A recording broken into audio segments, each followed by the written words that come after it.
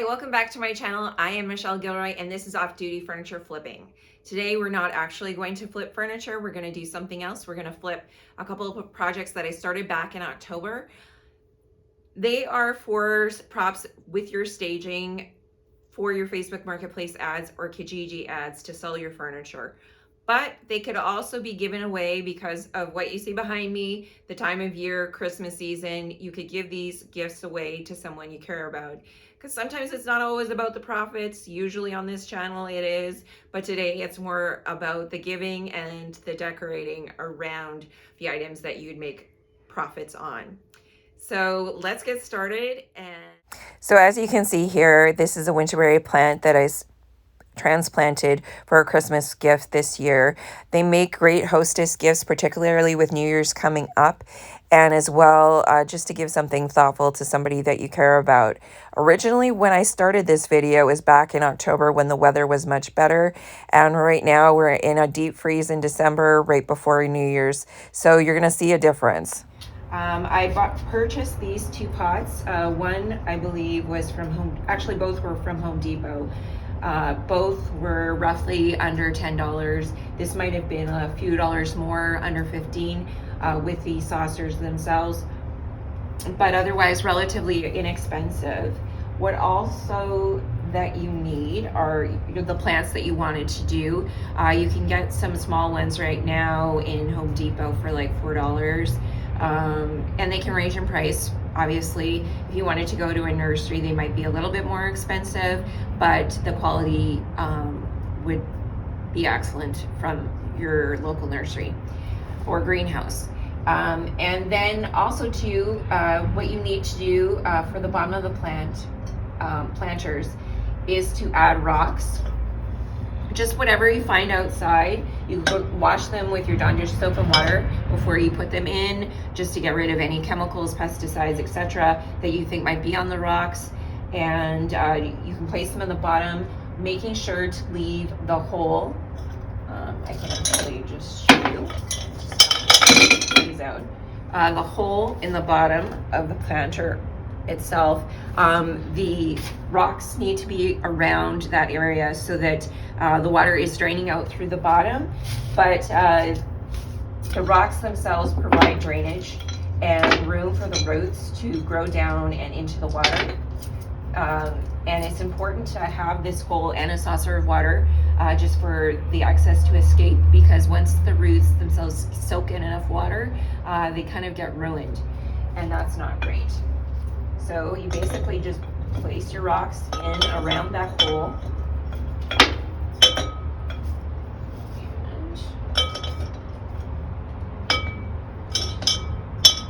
All right, so you've got that done. What I use is the Miracle Grow potting mix. It grows plants twice as big.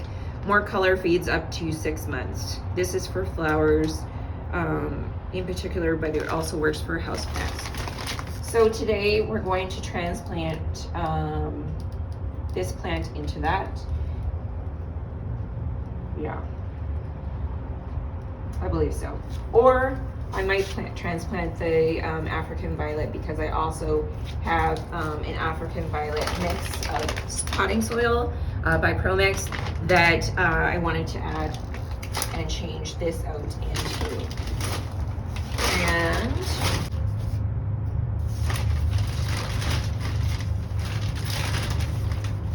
right now, I've been fighting a squirrel. He keeps coming in and getting in at my elephant ears plant. It's very annoying. He won't quit it. It's driving me insane, but they need to hide their peanuts or nuts or whatever somewhere. For some reason, this squirrel loves my plants. It's been a very dry year here, and I'm not sure if they're not trying to get at maybe some of the water that's sitting at the bottom of the plants. Maybe that's a part of it, but like they just cannot seem to stay away. Okay, so we filled it about 3/4 full. I'm gonna just grab my water Okay, so we're back, and I've got my watering can and my pot planter of soil. You just add it to the planter itself, let it just sit and seep in. Also too, you want to water the plant you're about to transplant, because you want everything to take root. So you don't want to start off with dry materials. That would be a mistake. You need it to take root, and the water helps in making that happen. I'm just gonna let it drain. And then what we do with this one, normally you'll get them from the greenhouse, and this one's already actually grown out of this planter. But you'll get them from the greenhouse. They'll come in like these little containers that are plastic. You can squeeze them on the sides like this, and tap out the bottom to get the actual plant out itself. This is a little bit messy when you're transplanting from an actual planter. Also from the little ones that you get from the greenhouse, they can also be messy. Keep that in mind. If you're doing this inside the house, be prepared. You're gonna need something to cover stuff. You're gonna need cleaning supplies, it's guaranteed. And you can knock off some of the soil that's kind of in the excess, that's just sort of crumbling off your plant, because you want to expose some of the roots so that they can attach to the new base. And as well, I don't know if you just saw that, but like there's rocks that were in the previous planter that are coming off. You don't need to do that. You don't need to put them in this new planter. You've already put in your rocks in the bottom. They don't need extra rocks. You just want soil. And so you've knocked off some of that. You've got your roots, as you see there. And everything, your water has drained through your soil here and gone to the bottom into the saucer part. You're making room. You're pressing your plant down into it as you go. Just put a little bit of, your pressure around the base of the plant like I'm doing there. And then you're gonna fill up to the top rim about, I would say, half an inch, leaving space for water when you go to water in the future around the rim. But you want to fill it up with the soil, just because you don't want any roots exposed at the top. You want to close that area off. You want them going down. You want them taking root. You don't need the roots to be destroyed. The more roots developing a network at the bottom, the better. Okay, so you've got your soil in, it's down there. It's not like, it's less than half an inch around the rim here. Once you put in the water though, it will sink a little bit. And the saucer itself has gathered some of the water that has drained down to the bottom. That means that we've got good drainage, that's all good. And then you take your watering can and you water this way and just let it sink and drain down to the bottom. So the pink polka dot plant transplant finished. And now you just let it sit, let it take root, give it some sun, not a lot of sun. My plants, none of them need a lot of sun because I don't get a lot of sun in my condo, but you want some sun to come to it, and you can even put it under a grow light until it takes root, and you've got your plant well established. That's it.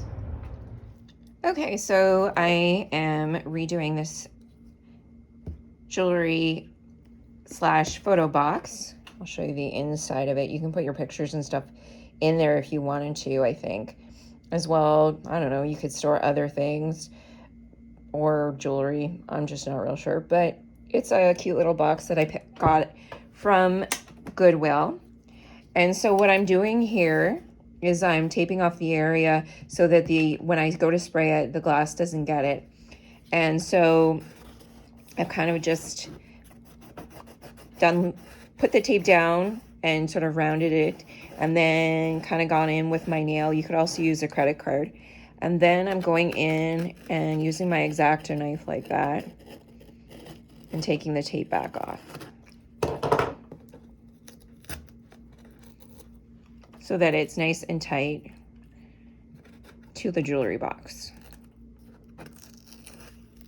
And then it's just taking that remaining tape back off.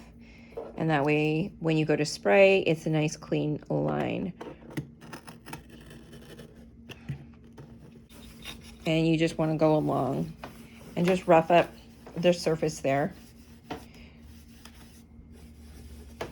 just like you do with a dresser. This looks like wood, but it is not. It's plastic. So for that, I have to spray the primer on. Okay, so here again, what I've done with this parchment paper from Dollarama, I've cut not exactly to size, but approximately to size of this opening where the glass is. And it's just basically to protect the glass that's underneath. And so you go in and you tape down this paper with more tape. And then you should be good to go with the spray painting of this piece. So we've got our primer spray here, and we're gonna just shake it up a bit. I don't hear a ball there, but I'm sure it's in there. And I didn't actually tape down this latch here because I figured I'm going to paint it white anyway. Paint over top of it anyway. It will be too hard to try and protect. And I don't particularly love the very brassy, very light gold color. I prefer more of an orangey tone to my gold stuff. Okay, so here we go. With spraying anything, you want to have it at a certain temperature. Usually I think it's over 15 degrees Celsius, and you want to spray it back and forth like this. And you can do it in short spurts like this as well. This is just a primer coat. This is not, you know, anything close to being finished. So you don't have to be perfect at it, but also you don't want a really thick layer. You want a thin layer. Paint is going back over top of it regardless.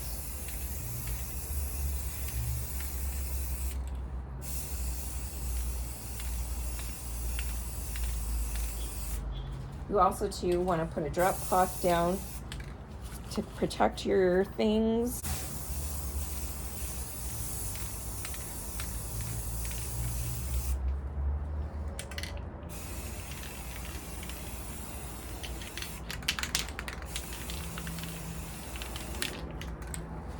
Okay.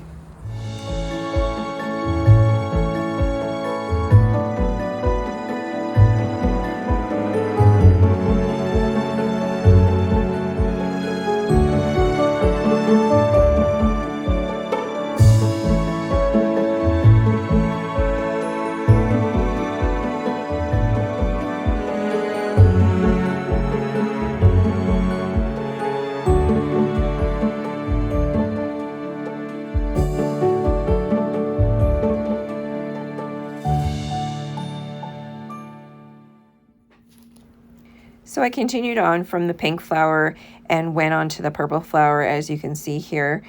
I started off with a very dark purple color into the crevices and into the corners of the rose where it would naturally be darker. And then I combined a lot of white to the original color of purple on my palette, and then quickly pulled and shaded and blended the rest of the petal through from the corner and the crevice, and this gave it a nice realistic look that shaded the rose and gave it a more three-dimensional look from what it would have looked if I had just painted it purple, which would have given it a much more flat two-dimensional look. I wanted something with a little bit more depth and interest because I wasn't exactly satisfied with the pink rose, but it was still okay. I just wanted to make something a little bit more dramatic and interesting. So by adding more contrast between the light and the dark purple, I was able to do that.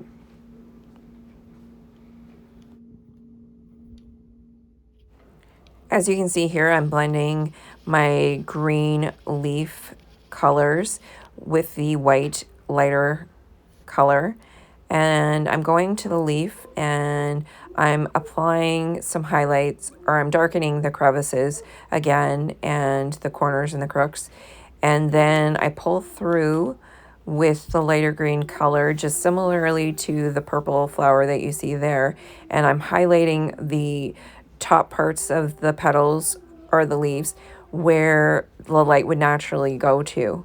And this adds a little bit more depth and interest to the leaves themselves. And I continue on with the rest of them, doing something similar, and adding some lighter areas and some darker areas until the entire leaf portion of that flower is completed.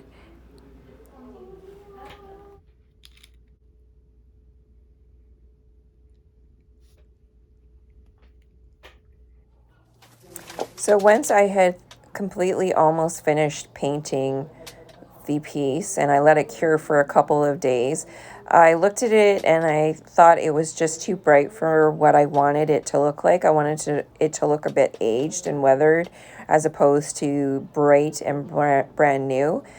Because the paint or picture that I was putting inside of it was a vintage picture of my grandparents in Scotland. And so it was meant to look more aged and weathered.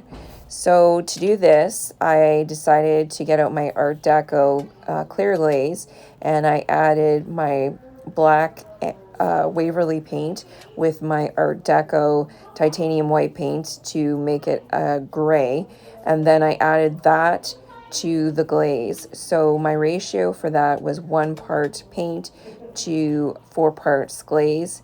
I mixed it around into a clear plastic cup. I find it easier than, say, a palette because it just keeps it in one area and you can stir it really well. And you can see, because it is clear, the areas where it might not be completely mixed. And so that way you mix it really well together and it goes on more evenly. And so I applied the glaze into all of the crevices, as you can see on the top of it, including the roses and the leaf pattern. And then I continued on to the sides and onto the back of it. And then, so I got out my lint-free cloth for some, but for me it was actually a paper towel.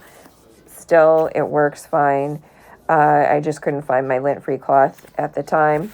And so about 30 seconds to about 1 minute, I decided that I was going to take off the glaze and start that process because I just wanted it lightly weathered, the bright blue toned down a bit, not too much.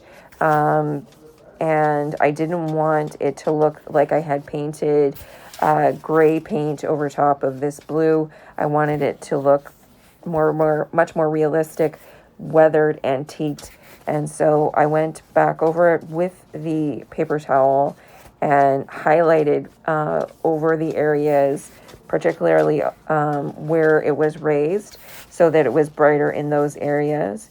And then I continued on and smoothed out the gray glaze over top of the blue paint and made sure that it was sunk in and toning down that bright blue paint and not so streaky and noticeable.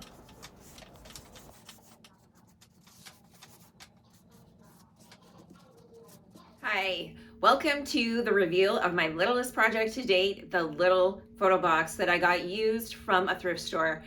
It just goes to show you don't need a lot of money to redo something really special for somebody at the Christmas season or holiday season and gift it to them with your own personal touch, something of meaning and something of beauty. And as well, you can add this item to any of your furniture flips to add a sense of flair and style and personalized touch so that you're able to sell it on Facebook Marketplace and Kijiji. So let's get started on this reveal. This is the before picture of the photo box slash jewelry box that I got from Salvation Army for about $7. It definitely looks like it came from 1989. And this is the updated version, but antiqued looking photo box that I did with all the detailed and the weathered look as well. The picture is of my grandparents back in World War II in Scotland. Should old acquaintance be forgot and never brought to mind? Should old acquaintance be forgot and days of old lang syne?